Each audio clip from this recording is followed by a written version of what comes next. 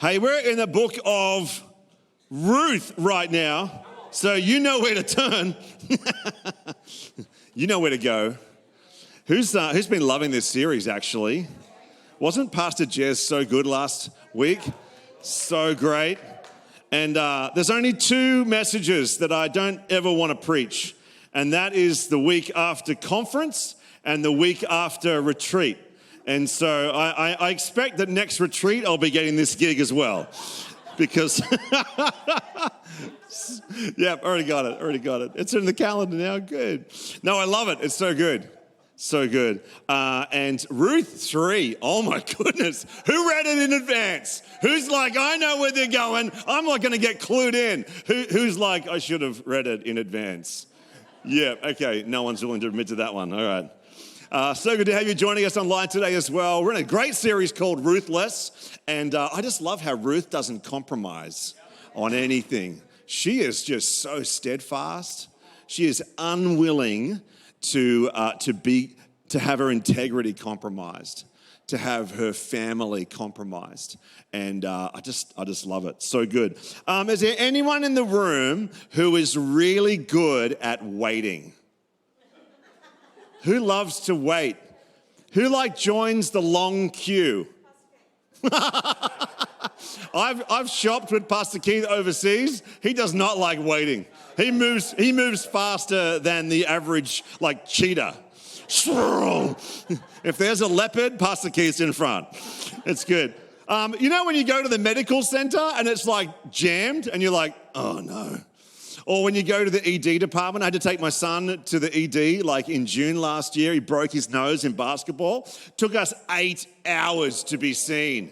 It's 4 a.m. and they're like, Chapman's, where are you? And I'm awaking from my half slumber. Oh my gosh. Or who likes sitting in a cafe, just drinking your coffee without your phone? Like a psycho. Oh, sorry, I should have said that earlier. It's just the weirdest thing. I always try and see how long it's going to take me to pull out my phone. How long can I last? Oh, there it is. Oh, thank goodness. Here it is. Finally. All right. Today we're going to explore Ruth chapter 3, and this is fantastic. What a chapter. It's all of your favorite characters get to move forwards, and then there's a cliffhanger at the end. It's so good. It's like your favorite shows. Anyone ever watch Burn Notice? You know, and you'd have that one of those shows where there's a cliffhanger at the end of the episode, and you're like, I've got to just find out. So we're what we do is we watch the first 5 minutes of the next episode. And oh, good, now we can go to sleep because our hearts are at rest or whatever. Anyway, so some context, if you're just joining us, if you're watching for the first time, bit of context around Ruth. This is week 3 of a journey through the book of Ruth. And we're looking at how she is ruthless in her faith and her commitment, her loyalty. She doesn't back down. She doesn't compromise. She is steadfast and humble and willing. She's a phenomenal woman. So an Israelite family moves to a place called Moab because there is a famine in the land. And there's 2 main women in the storyline, Naomi and her daughter-in-law, Ruth. And Naomi's husband has died. She has 2 sons who've married Moabite women, Ruth and Orpah. I think that's how you pronounce the name. If it's not, too bad. That's what I'm going to say for the rest of the message. After 10 years, those sons also die. And the famine at the same time back in Israel clears up. And so Naomi's we've got to, I'm going to go back. Come with me. Let's go. And halfway back, she realizes, oh my goodness, you guys can stay because this is your home country, your home territory. I'm going to go back to mine. And Orpah's thanks so much. I'm out of here. And Ruth says, no. I'm going wherever you go, I'm going. Your people will be my people. Your God will be my God. I'm with you. And it's incredible. And last week, Pastor Jez unpacked Ruth chapter 2. And Ruth goes and starts picking up leftovers from a field that's being harvested. Her and Naomi are hungry. They're hungry. They don't have a male in the household to support them. They are hungry. They are in what we know now as financial insecurity. In the Victory Center, I deal with people in financial insecurity every single week. One of my clients, as I was meeting with her this week, her partner rang and said, I lost my job. Already like weeks and weeks behind on their rent. And I'm just like, whoa. I ended up getting to pray for her. Like that financial insecurity is very real, and that's exactly what Naomi and Ruth are experiencing. She is picking up the leftovers from behind the harvest. Now, she finds favor with Boaz. Absolutely. It's a great story there. He owns the field, and actually he's related to Naomi. It's awesome. He's a special guy. He's what's known as a kinsman redeemer, or you might see in your Bible, family redeemer or guardian redeemer. And that's a Jewish law principle from Leviticus 5, where someone who is related to you has a legal obligation to redeem you if you are in serious hardship. So, we're going to just dive into the very end of chapter 2, because that's where we kind of find the picture that we're walking into chapter 3 with. All right, so chapter 2, verse 23 says this. So Ruth stayed close to the women of Boaz to glean until the barley and wheat harvests were finished, and she lived with her mother-in-law. Now, my mother-in-law is probably watching this online, so I'm not going to make any jokes. Although living with her, anyway, okay, let's move on. Cool. Naomi and Ruth need a breakthrough. They're in financial insecurity. They do not have enough to survive. She's gleaning what she can from the harvesters. It's allowed, it's permissible. They're not exactly living their best life. And then it gets even worse. You know when it's really, really hard? You know, like life is just like punching you every day. And then all of a sudden something happens and it gets really, really worse. What happened for it to get worse? The harvests finished. Verse 23, until the barley and wheat harvests were finished. No more gleaning, no more income, no more food. It just went from bad to worse. And if that's you today and your life has just gone from bad to worse, we've all been there at one stage or another. It's hard. I'm sorry that that's where your life is right now. But the story doesn't end there. Let's read chapter 3. You ready? Because they're in survival mode, but that's not where the story ends. Ruth, chapter 3. We're going to read the whole thing. Oh, everyone just went so excited. This is good. Here we go. One day, Ruth's mother-in-law, Naomi, said to her, "My daughter, I must find a home for you where you will be well provided for." Now, Boaz, with whose women you have worked, is a relative of ours. Tonight, he will be winnowing barley on the threshing floor. Verse 3, wash, put on perfume, and get dressed in your best clothes. Hang on a minute. That's some really good stuff for some single people out there. Take a bath, it says in another verse, in another version. Take a bath, put on some perfume, and get dressed in your best clothes. That's so good, right? Like, look after your body, smell nice. Flossing is way more important than you think it is. Put on some nice clothes. This also works spiritually. Clean up. Let Jesus wash you clean, right? Have a nice aroma about you. You want to smell like the presence of God. Yeah, it needs to be something different about you when you walk into the room, right? And just putting so much cologne on is not going to do the trick, right? Wear your best clothes. You might want to put on kindness. You might want to be trusting God and not be so desperate and needy. I'm just going to leave it there. We're going to move on. The rest of verse 3. All right. Then go down to the threshing floor, but don't let him know that you're there until he has finished eating and drinking. When he lies down, note the place where he's lying, then go and uncover his feet and lie down. He will tell you what to do. I will do whatever you say.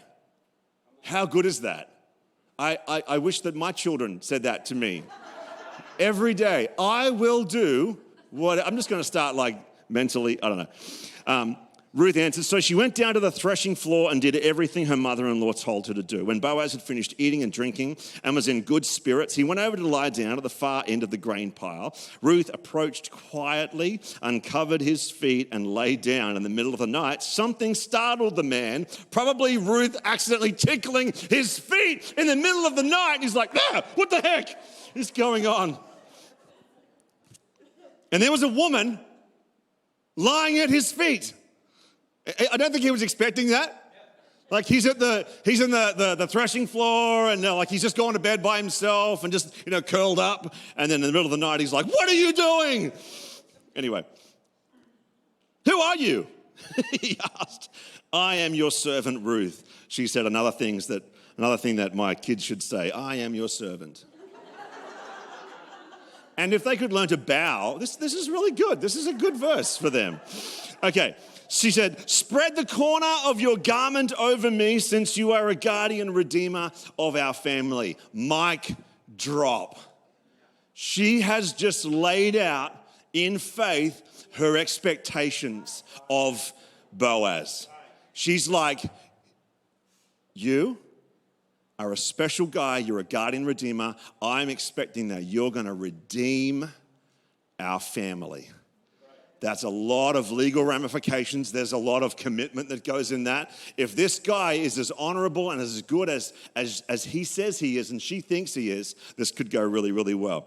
He says, verse 10, the Lord bless you, my daughter. He replied, this kindness is greater than that which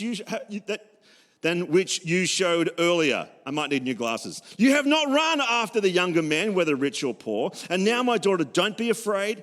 I will do all you ask. All the people of my town know that you're a woman of noble character. Although it is true that I am a guardian redeemer of our family, there is another who is more closely related than I. Stay here for the night. And in the morning, if he wants to do his duty as your guardian redeemer, good. Let him redeem you. But if he is not willing, as surely as the Lord lives, I'll do it. Lie here until morning. So she lay at his feet until morning, but got up before anyone could be recognized. And he said, no one must know that a woman came to the threshing floor. No one must know. He also said, bring me the shawl you're wearing and hold it out. This happens to me all the time. When she did show, he poured into it 6 measures of barley and placed the bundle on her. Then he went back to town and she went and made some soup. It doesn't say that. When Ruth came to her mother-in-law, Naomi asked, how did it go, my daughter? Then she told her everything Boaz had done for her and added, he gave me these 6 measures of barley, saying, don't go back to your mother-in-law empty-handed. Then Naomi said, wait, my daughter, until you find out what happened, for the man will not rest until the matter is settled today. Wow. If you're writing notes, write this down. What are you waiting for? What are you waiting for? What's the breakthrough that you need? What's the thing that's on your mind? What's the thing that causes you the most fear, the most anxiety? What's the thing that causes you to pray when you get up in the morning? What is that breakthrough that you need? I get a sense that God wants to give us some people some financial breakthrough today. But I'm talking beyond that. There might be some family breakthrough that you need. There might be some internal breakthrough that you need. There might be some problem that is in your life that you are like, just can't, I don't know. What is it? I love Naomi's instruction in verse 1. She says, my daughter, I must find a home for you where you will be well provided for. This is the thing that is on her mind the most. The harvests have stopped. We need to get you a place to live. We need to find you a husband, right? She's like, girl, we're going to go and get you a husband. So take a bath, put on some nice perfume, get your best dress on, and I'll tell you how it works. And Ruth's like, I am your servant, everything. Tell me what to do, right? Because there's a time to wait and trust, and then there's a time to go and get. I feel like God today is going to tell you one of two things. I feel like he's going to tell you to go and get it, or he's going to tell you to wait with me. Let's go and get the breakthrough. Let's step out in faith. Let's go and get that thing that's on your heart that I'm leading you towards. Or he's going to say to you, let's wait together because the time is not right just yet. What are you waiting for? Some of us need to get up from our spiritual couch, put down our spiritual sleep mask, make the bed, rise up, enter the world, go and get that thing that's on your heart. Stop sleeping through this thing that you want. God's not going to deliver it to you on a silver platter. He's going to work with you to go and get it. If you need a spouse or a better job or a baby or anything in this world, if there's something that is on your heart that is like, God, he wants it for you too. Unless it's sinful. Or against his will, that's a whole other story. But it's time to claim what you've been praying for years. Or it's time to start praying for what you've been hoping for years. Like engage. You know, I'm thinking of the Incredibles movie when the kids are flying around and she lifts up the table and goes, Robert Parr, I need you to engage. And he's like, what? And he walks in. Engage with the process. And if it's your turn to wait, stop waiting so poorly. Quit your 2-year-old tantrum. Stop trying to manipulate the situation to get what you want early. There's a process that God has got you on, and if you try and short circuit it, you miss out on all the growth and all the revelation that's going to get to that point. Stop waiting so poorly. Learn how to wait well with God. I knew a girl who got married too soon out of sheer desperation. Had a couple of kids. It all just exploded. They are no longer together and no longer walking with God. Like, don't try and just get the thing. Ruth could have just gone and got the thing however she wanted. She needed financial security. She could have just gone and got it. More on that in a minute. Learn how to wait well, or get off your butt and go and get the thing that you've been praying for. What's God saying? Go or wait. You'll pick it up. You'll pick it up in the next 20 minutes. The next 12 minutes. My gosh. Okay, cool. All right. Here we go. If you're writing notes, write this down. Make it happen the right way. The right way. Right? Naomi says to Ruth, this is how it works. This is how the customs of the day works. And once she's done, Boaz is surprised by it. He's like, this loyalty is greater than what you've shown earlier. You could have gone and slept with a guy and made him fall in love with you. You could have gone and just seduced somebody else. You could have done this in a number of different ways, but you have done it according to God, to the customs of the day, and to honor your mother-in-law. Whoa, there's a wrong way to do it. And there's a right way to do it. Choose the right way. Ruth is humble. I love it. I will do everything you say. She's humble. Don't think you know it all. I think that sometimes we think, yeah, I've got this. Yeah, I totally know it all. Absolutely. And then we get ourselves into a mess and we don't change the way we think. Yeah, but I still know it all. But I'm in this big mess now that I created. I know I need to be humble and change and listen to God and listen to the wisdom of others and maybe read a book or listen to a podcast. It might help me on the journey a little bit, right? Man, I've got other things to say about that, but I won't, right? There's a lot of ways to get the thing that you want to get. Some of them are wrong, like flat out sinful. Flat out evil. Don't do those ones. There's another like little gray area that you go, no one's probably going to know if I do it this way. It lacks trust. It lacks faith. But I could probably get it done. I remember driving in Elmore Vale. I remember it clear as day. I'm driving up McCaffrey Drive in Elmore Vale. I'd almost submitted my tax. And there was this big deduction that I was weighing up whether I would add or not add. And I'm driving and I'm thinking about it. And God's like, what are you going to do? And I'm like, well, now that you've mentioned it to me, I'm not going to include it. But it was this thing that I'm like, no one would know. We didn't have much money at the time. It probably meant an extra $100 that would be in my tax return. But I'm like, no one's going to know. But if I do it, my integrity is compromised. And the problem with compromising your integrity is that there's always going to be another opportunity to compromise your integrity. And then you do it again and again, and now you're on a slippery slope. So I was like, well, I'm not going to include that deduction in my tax return. I'm just going to trust God. Right? There are ways to do it and there are ways not to do it. Abraham and Sarah, perfect example. Perfect example. God's going to need some help. It's been like almost however long. It's been a long time. You know, the promise came in Genesis 12 when Abram was 75 years old. The promise was delivered. We don't have enough stage. I need to keep walking. The promise was delivered like right up here when Abraham, by that stage, is 100 years old. Promise to fulfillment, 25 years. Whoa. And so Sarah says, maybe you should sleep with my servant Hagar. And Abraham doesn't push back a lot. He is like, well, it's a weird name, but all right.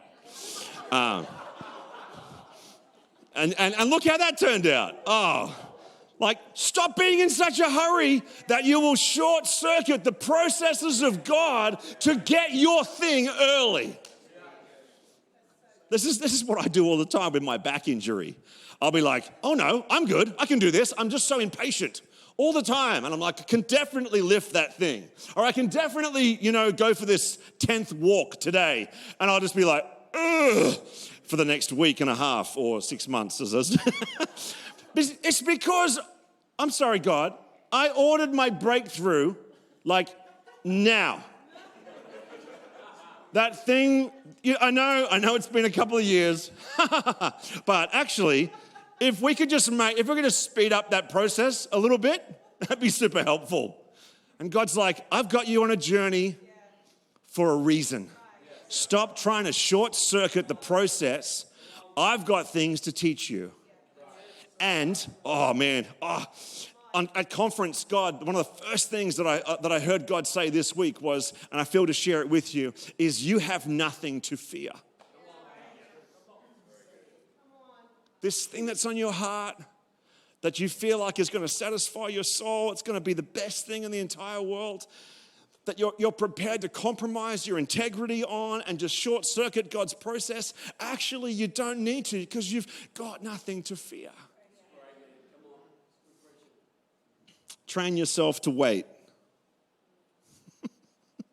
Get in the slow lane sometimes. Teach yourself that you don't need everything now. We live enveloped in a now culture.